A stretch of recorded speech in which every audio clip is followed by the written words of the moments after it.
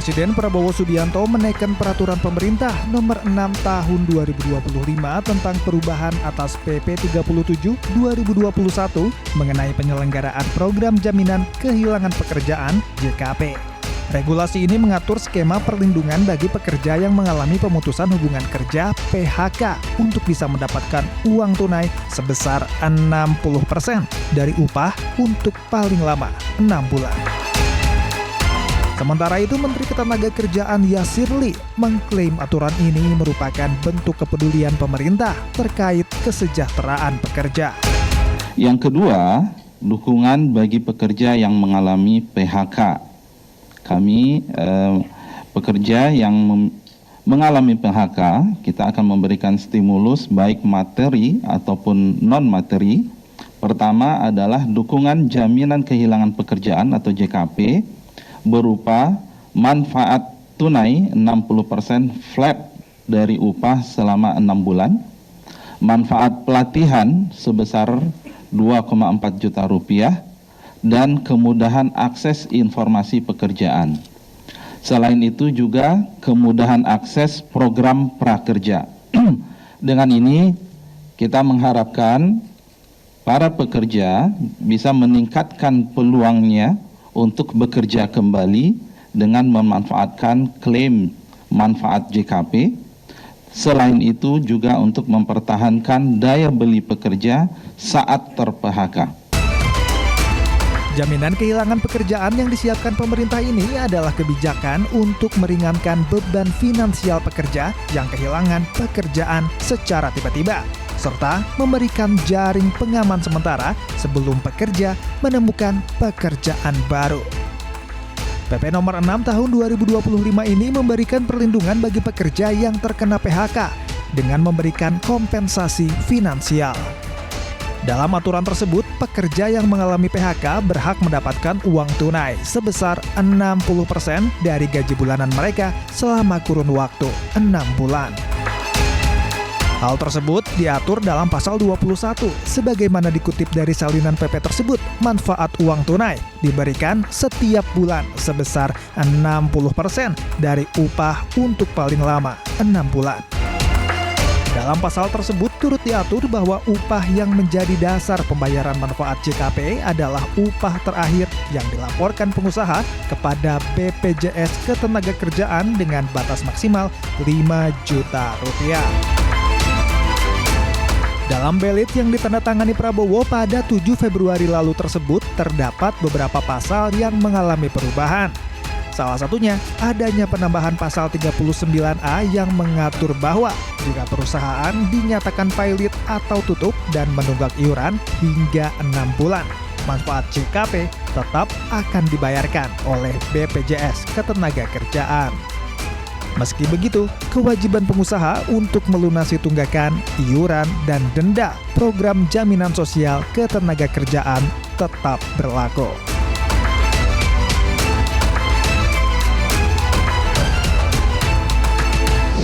Saya ingin bertanya terkait dengan PP nomor 6 tahun 2025 Bang, tentang jaminan kehilangan pekerjaan. Itu siapa saja Bang yang berhak mendapatkan, Bang? Pertama-tama mereka semua dapat ya, semua dapat kawan-kawan buruh. Tapi syaratnya begini, pertama harus terdaftar. Okay. Terdaftar, kedua perusahaan juga harus mendaftarkan ke kita. Kalau tidak, itu tanggung jawab perusahaan. Jangan sampai lagi nanti persisian hal yang kayak begini dilempar ke kita semua. Di sisi lain persoalan yang sangat administratif itu penting kan, pendaftaran itu kan administratif ya. Itu penting untuk kita ketahui karena itu menjadi ketentuan, karena itu kan terkait data. Misalnya perusahaan melakukan PHK, berapa yang mereka PHK? Lantas kewajiban-kewajiban perusahaan industrial apakah sudah terpenuhi? Jangan-jangan mereka hanya mendaftarkan tapi ya kita tidak tahu kewajiban perusahaan terhadap kawan-kawan pekerja ini. Itu yang jelas semua mendapatkan yang namanya jaminan kehilangan pekerjaan ini. Dengan syarat tadi dan ketentuan tadi, mereka harus didaftarkan oleh perusahaan. Itu. Sejauh ini udah banyak belum Bang? Bang Mamet perusahaan yang mendaftarkan? Ya cukup lumayan lah ya, cukup lumayan. Karena ini kan JKP ini kan salah satu program pemerintahan Pak Prabowo ya, JKP ini. Bayangkan negara menjamin kehilangan pekerjaan, baru ini di eranya pemerintahan Prabowo Gibran. Harusnya ada semacam apresiasi antara buruh dan pemerintah. Dia harus presiin ya bahwa ada yang namanya jaminan kehilangan pekerjaan ini.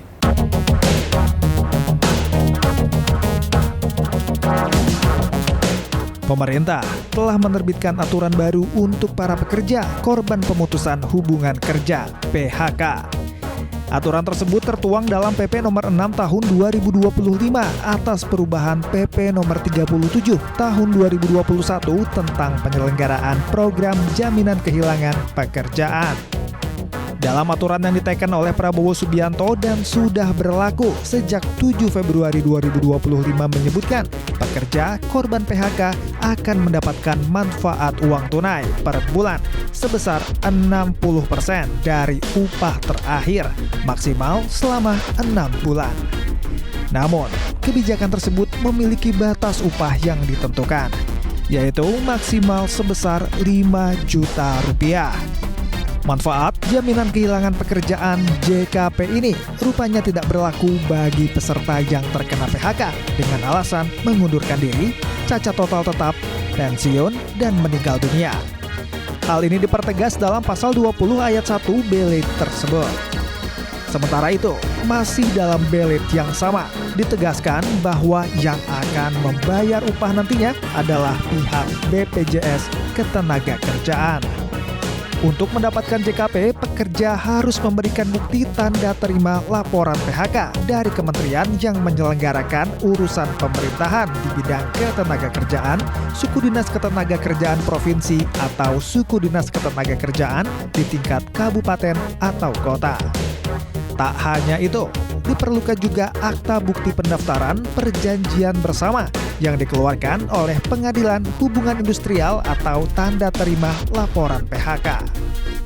Syarat lainnya yang harus dipenuhi adalah: pertama, peserta merupakan korban PHK untuk hubungan kerja PKWT dan PKWTT. Kedua, peserta harus bersedia untuk bekerja kembali.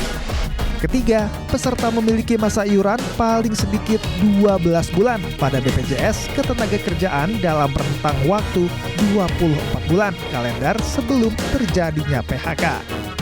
JKP ini diharapkan bisa memberikan kesempatan yang lebih luas bagi korban PHK untuk berwirausaha hingga mempelajari keahlian baru yang dibutuhkan industri atau dunia kerja.